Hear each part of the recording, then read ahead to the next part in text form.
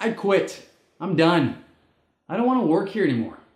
These are just thoughts amongst a growing number of good old Americans every day as they dream about their next adventure or business idea or simply just dreaming of moving to another company.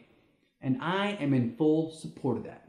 Now, according to a CNBC article from September of 2018, workers are quitting their jobs at the highest rate since 2001. Heck, I was 21 years old back then. That was a long time ago. That's a lot of people, right? And according to the Bureau of Labor Statistics, the number of workers voluntarily leaving their jobs rose to 3.58 million. That's 2.4% of the entire US workforce. Or to put it in perspective, that's roughly 2 out of every 100 people that have a job. That's crazy. Now I know what you're thinking. Ralph, it's all those millennials quitting their jobs. And it's not just those antsy millennials who are jumping ship, as some of the biggest increases in quit rates are among older, more experienced workers, according to that same article.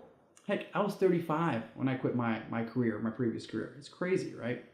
And with that said, if you're planning on throwing up deuces to your boss or to your company, but do have some goals of buying a home, there are a few things you got to consider while you make that decision to do so, especially if you're trying to buy a home in the next 24 months. But Ralph, hey look, I'm not quitting my job. I have a good salary and I just got my first big bonus. That's income, right?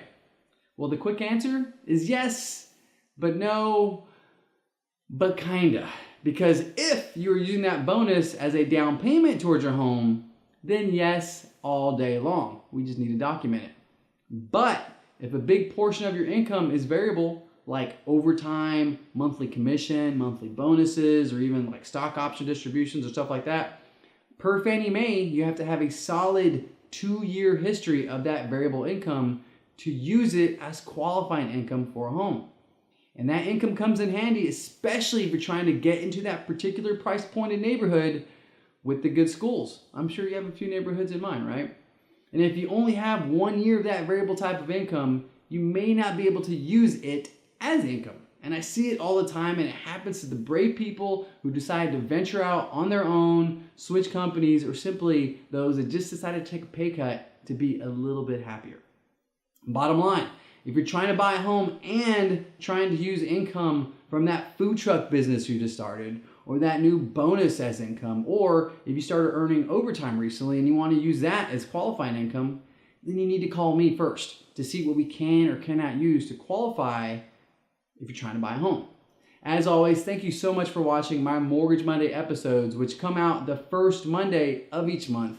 Tune in for my other video series that I have throughout each month where I hop around Houston and explore what Space City has to offer. Thank you so much for watching once again, and we'll see you next month.